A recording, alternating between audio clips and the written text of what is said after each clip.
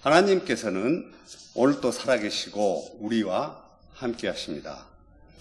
하나님을 섬기면서 신앙생활을 할 때 온전한 신앙은 다음과 같은 것을 확신해야 합니다. 그것은 인간의 모든 삶은 하나님이 주관하시고 섭리하신다는 사실입니다. 에레미야서 18장 6절에 여호와가 말씀하시니라 이스라엘 족속아 이 토기장이가 하는 것 같이 내가 능히 너희에게 행하지 못하겠느냐. 이스라엘 족속아 지름이 토기장이의 손에 있음 같이 너희가 내 손에 있느니라. 이것을 잘 알아야 합니다. 집에는 주인이 있고 회사에는 사장이 있고 움직이는 자동차에는 기사가 있고 국가에는 통치자가 있듯이 우주 만물의 통치자는 하나님이십니다. 느헤미야 9장 6절에 오직 주는 여호와시라 하늘과 하늘들의 하늘과 이룬 성신과 땅과 땅 위의 만물과 바다와 그 가운데 모든 것을 지으시고 다 보존하시오니 모든 천군이 주께 경배하나이다. 하나님은 모든 나라의 흥망성쇠를 주관하십니다. 욥기 12장 23절에 민족들을 커지게도 하시고 다시 멸하기도 하시며 민족들을 널리 퍼지게도 하시고 다시 끌려가게도 하시며 하나님은 모든 것을 주관하시기 위해서 오늘 이 시간에도 하시는 일이 있습니다. 하나님은 우리를 다 보고 계십니다. 시편 33편 13절에 여호와께서 하늘에서 굽어보사 모든 인생을 살피시며 하나님께서는 우리의 행동을 달아보십니다. 사무엘상 2장 2절에서부터 3절에 여호와 같이 거룩하신 이가 없으시니 이는 주밖에 다른 이가 없고 우리 하나님 같은 반석도 없으심이다. 심히 교만한 말을 다시 하지 말 것이며 오만한 말을 너희 입에서 내지 말지어다. 여호와는 지식의 하나님이시라 행동을 달아보시느니라. 하나님께서는 우리의 생명과 삶과 성공과 실패를 주관하십니다. 역대상 29장 11절에서부터 12절에 여호와여 위대하심과 권능과 영광과 승리와 위엄이 다 주께 속하였사오니 천지에 있는 것이 다 주 것이로소이다. 여호와여 주권도 주께 속하였사오니 주는 높으사 만물의 머리이심이니이다. 부와 귀가 주께로 말미암고 또 주는 만물의 주제가 되사 손의 권세와 능력이 있사오니 모든 사람을 크게 하심과 강하게 하심이 주 손에 있나이다. 이 같은 것은 성경을 해석하는 대전제가 되어야 합니다. 말라기의 하나님은 다 보시는 하나님, 다 행동을 달아보시는 하나님이십니다. 생명과 삶과 성공과 실패를 주관하시는 하나님이십니다. 오늘 말라기에서는 다른 구약 성경에서 찾아볼 수 없는 아주 천박하고 독특한 어법으로 하나님을 무시하는 말투를 사용합니다. 그러면서 우리가 언제 그랬습니까? 하면서 자신들의 죄를 부인하기도 합니다. 그들은 하나님을 경외하는 것에 대해 회의적인 태도를 가지며 순종하는 것이 무엇을 의미하는지 알지도 못하면서 막무가내로 따지고 하나님을 무시하고 그 주권을 인정하려 들지 않습니다. 뿐만 아니라 하나님 앞에서 말하기를 악인들이 번성하고 의인들이 고난을 겪는 현실 속에서 우리가 어떻게 하나님의 말씀을 믿을 수 있겠습니까? 하면서 노골적으로 불평을 하는 것입니다. 말라기서 3장 13절에 너희가 완악한 말로 나를 대적하고도 이르기를 우리가 무슨 말로 주를 대적하였나이까 하는도다. 유다 백성들은 하나님 앞에서 거짓을 행하고도 그 잘못을 깨닫지 못하고 교만한 만용을 부렸습니다. 시간이 흐를수록 그들의 양심은 돌처럼 단단하게 굳어져서 하나님이 한마디 하면 눈을 치켜뜨고 10마디, 20마디 했습니다. 이것이 오늘 유다 백성들이 타락하게 된 원인이 되었던 것입니다. 오늘 선택받은 유다 백성들은 머리와 몸이 각각 따로 놀고 있었습니다. 머리로는 이러면 안 되는데 하면서도 몸으로는 죄의 유혹을 뿌리치지 못하고 자꾸만 넘어졌습니다. 그러다가 나중에는 완악한 태도까지 보이면서 교만해져 갔습니다. 죄를 짓고도 회개하지 않고 유혹과 싸우기를 포기한 채 살다 보니 그것이 습관이 되어서 스스로 포기해버린 것입니다. 이것이 하나님을 알지 못한 사람들의 전형적인 습관적 행동입니다. 그리고 자신을 합리화하면서 부끄러움이나 수치심을 깨닫지 못하고 적반하장이 되어서 무지함의 극치에 이르게 된 것입니다. 적반하장이란 잘못한 사람이 오히려 화를 내는 것을 말합니다. 유다 백성들은 자신들의 분수를 망각하고 남들이 죄를 지적하거나 잘못된 것을 말하면 더 발끈하여 화를 내며 이렇게 말합니다. 말라기서 3장 14절 15절에 이는 너희가 말하기를 하나님을 섬기는 것이 다 헛되니 만군의 여호와 앞에서 그 명령을 지키는 것이 무익하고 하나님 때문에 고난받는 것도 다 부질없다고 말합니다. 오히려 교만한 자가 더 복을 받았고 악을 행하는 자가 더 창성해졌고 하나님을 시험하는 자가 화를 면하는 것을 보아라. 하나님을 섬기는 것이 다 헛되다고 교만한 말을 함부로 쏟아냅니다. 이스라엘 백성들은 하나님을 섬기며 연단 맞는 것이 최고의 축복임을 알지 못했습니다. 그리고 또 말하기를 하나님의 말씀을 믿고 따르는 사람 중에서 잘 되는 사람이 누가 있느냐고 반문을 합니다. 그러면서 세상 방식대로 살아도 더 잘 사는 사람들이 얼마든지 많은데 굳이 고난이나 연단을 받으면서 지지리도 궁상맞게 살 필요가 있겠는가 하면서 하나님께서 원하시는 삶에 대해 부정했습니다. 바벨론에서 막 돌아온 그들은 너무도 무지했고 너무도 변해 있었습니다. 일시적으로 악인일 때 악인이 잘 되는 것이 반짝하는 순간의 현상인 것을 그들은 이해하지 못했습니다.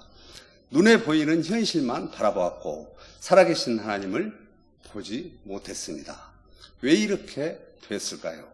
그들은 근시안적 사고 속에서 물질의 눈이 어두워 있었고 살아계신 하나님의 말씀을 듣지 못했기 때문입니다. 사람의 근본적인 가치는 단순히 먹고 사는 문제에 있지 않습니다. 하지만 지금도 많은 사람들은 의식주가 해결되어야 또 다른 행복을 추구할 수 있다는 관념적인 사고를 가지고 있는 것 같습니다. 그렇다면 삶의 본질적인 가치의 문제는 무엇입니까? 성경은 인간의 존재와 삶의 목적을 하나님과의 관계에서 찾습니다. 전도서 12장 13절에 하나님을 경외하고 그 명령을 지킬지어다. 이것이 모든 사람들의 본분이니라. 요한복음 16장 33절에 이것을 너희에게 이르는 것은 너희로 내 안에서 평안을 누리게 하려 함이라. 세상에서는 너희가 환난을 당하나 담대하라. 내가 세상을 이루었노라며 고난 중에도 소망을 가지라고 권면합니다. 이처럼 우리는 인간답게 살기 위해서 하나님을 찾고 고민해야 합니다. 이러한 갈등과 고민을 하지 않고 먹고 마시며 즐기고 호의호식 물질만 추구하는 삶을 성경에서는 이렇게 말합니다. 짐승 같은 사람 혹은 세속주의에 빠진 인간이라고 말합니다. 하나님께서는 이러한 사람들의 회개를 기다리십니다. 저는 오늘 설교 제목은 다 기록하시는 하나님이라는 제목으로 말라기서 3장 13절에서부터 18절 하나님의 말씀을 나누어 보고자 합니다. 첫째, 하나님을 섬기는 것이 헛되다고 말할 때 왜 세속주의에 빠질까요? 하나님을 섬기는 것이 헛되다고 말할 때 왜 세속주의에 빠질까요? 말라기서 3장 14절에 이는 너희가 말하기를 하나님을 섬기는 것이 헛되니 만군의 여호와 앞에서 그 명령을 지키며 슬프게 행하는 것이 무엇이 유익하리요? 세상과 적당히 타협하고 얻은 물질은 모래성을 쌓는 것과 같습니다. 모래성을 아무리 견고하게 쌓았다고 할지라도 그것은 작은 비바람에도 견디지 못하고 무너질 때 밀려오는 절망과 좌절감일 뿐입니다. 그 원인은 하나님을 알지 못하고 오직 물질에만 삶을 두었기 때문입니다. 가룟 유다도 처음에는 예수님의 말씀을 따르는 12제자 중에서 재정을 관리하는 신실한 믿음의 제자였습니다. 그러나 물질 때문에 눈이 멀어 은 30에 예수님을 팔아 넘겼습니다. 그 결과 어떤 일이 벌어졌을까요? 돌이킬 수 없는 인생 최후를 맞이하여 처참한 몰골로 죽음을 선택해야 했습니다. 마태복음 27장 3절에서부터 5절에 그때에 예수를 판 유다가 그 정죄됨을 보고 스스로 뉘우쳐 그 은 30을 대제사장들과 장로들에게 도로 갖다 주며 이르되 내가 무지한 피를 팔고 죄를 범하였도다 하니 그들이 이르되 그것이 우리에게 무슨 상관이냐 내가 당하라 하거늘 유다가 은을 성소에 던져놓고 물러가서 스스로 목매어 죽은지라. 가룟 유다의 죽음은 단지 육체적인 죽음만이 아니라 그 이상의 의미를 내포하고 있습니다. 예수님을 배신한 결과로 인해 하나님과 관계에서 영적으로 단절된 것을 보여주고 있습니다. 영적으로 단절된 삶이란 위선을 가장한 자기 편의주의로 적당히 살자는 거짓 불효의 이중적 행동입니다. 그렇다면 진정한 삶이란 무엇입니까? 나는 무엇을 위해서 살아야 하나? 어떻게 살아야 할까? 이 같은 문제로 씨름을 한다고 해도 당장 눈앞에 드러나질 않습니다. 그래서 우리는 하나님의 말씀을 믿고 의지해야 합니다. 오래 참고 기다리며 고난이 찾아올 때 순종해야 합니다. 그러나 유다 백성들은 하나님의 말씀을 믿으려 하지 않았습니다. 오래 참고 고난의 의미를 깨닫지도 못하고 불평을 쏟아놓습니다. 그러면서 이렇게 말합니다. 기다린다고 돈이 생기는 것도 아니고 누가 알아주는 것도 아니다. 그러니까 이 같은 복잡한 문제는 생각하지 말고 편히 살자는 것입니다. 내 마음 가는 대로 나 좋은 편의주의대로 살면 그만이다 하면서 자신들의 주장을 굽히지 않았습니다. 그것은 무서운 타락의 독약입니다. 적당히 누리며 마음 가는 대로 산다는 것은 일시적인 회피에 불과합니다. 미래의 소망을 붙잡기 위해서는 현재의 쾌락을 포기해야 합니다. 유다 백성들은 기다리다가 소망이 이루어지지 않으면 억울하다고 생각했던 것입니다. 만약 미래가 원하는 대로 되지 않으면 어떻게 하지? 의심을 하면서 망설이다가 소망의 닷줄이 끊어져 버렸습니다. 그러면서 하나님을 섬기는 것이 아무 소용없다고 말하면서 더 이상 믿음 때문에 손해를 감수할 수 없다고 판단했던 것입니다. 그들은 하나님을 섬긴다는 것이 무엇을 의미하는지 알지 못했습니다. 둘째, 자신의 편의주의와 세속주의로 인해 잃어버린 것이 무엇입니까? 자신의 편의주의와 세속주의로 인해 잃어버린 것이 무엇입니까? 말라기서 3장 15절에 지금 우리가 교만한 자가 복되다 하며 악을 행하는 자가 번성하며 하나님을 시험하는 자가 화를 면한다 하노라 함이라. 세속주의는 영적 주도권을 앗아가버리고 패배주의에 빠지게 합니다. 이스라엘 백성들은 지금 우리가 할 수 있는 것은 아무것도 없다. 세상 돌아가는 모든 일이 힘 있는 자들에 의해 결정된다고 말합니다. 우리가 바벨론에서 돌아온 것도 페르시아 왕이 결정한 것이요 성전을 재건한 것도 그 허락하에 이루어진 것이다. 어차피 우리는 세상이 흘러가는 대로 합류돼서 우리의 인생 또한 흘러가고 있다. 그러니까 그냥 먹고 마시며 즐기자. 이러한 사고방식이라면 그들의 최후는 노예근성을 벗어나지 못할 것입니다. 이것이 당시 나쁜 습관에 젖어 있던 이스라엘 백성들의 모습이었습니다. 그들은 심판이나 공의가 늦춰지는 것처럼 느껴질 때 조바심을 내며 기다리지 못합니다. 하나님의 시간표와 계획은 인간의 이해를 초월합니다. 인간의 제한된 시야로 하나님을 판단해서는 안 된다는 것을 강조합니다. 하나님의 계획은 심는 대로 거두신다는 원리입니다. 이 원리를 알지 못한 유다 백성들은 보상과 축복을 놓치고 말았습니다. 불확실한 현실주의 속에서 언제 무슨 일이 일어날 줄 모릅니다. 삶의 확실한 보장이 없기에 그들은 허무주의로 빠져들었습니다. 가장 확실한 보장과 현명한 자는 지금 눈물로 씨를 뿌리는 자입니다. 시편 126편 5절에 눈물을 흘리며 씨를 뿌리는 자는 기쁨으로 거두리로다. 눈물로 씨를 뿌리는 자는 자신의 힘과 자원을 다하여 헌신적으로 노력하는 자를 상징합니다.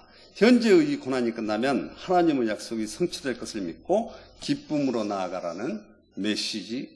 행위입니다. 눈물을 흘리며 씨를 뿌리는 행위는 즉각적인 결과를 기대할 수 없는 행동으로 많은 인내와 시간이 필요로 합니다. 고난과 어려움 속에서도 포기하지 않는 사람들을 말합니다. 하나님이 원하시는 것은 무엇입니까? 하나님의 말씀을 끝까지 믿고 의지하며 순종하는 사람만이 역사의 주인공이라고 말씀합니다. 즉 고난을 받은 자, 그가 주인공입니다. 그렇다면 어떤 사람이 하나님 앞에 고난을 받은 사람들입니까?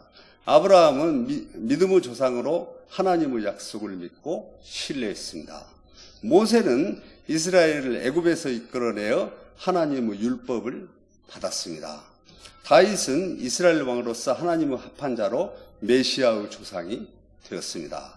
바울은 초대교회의 영적 지도자로서 예수 그리스도의 복음을 이방인들에게 전파하는 사명을 감당했습니다.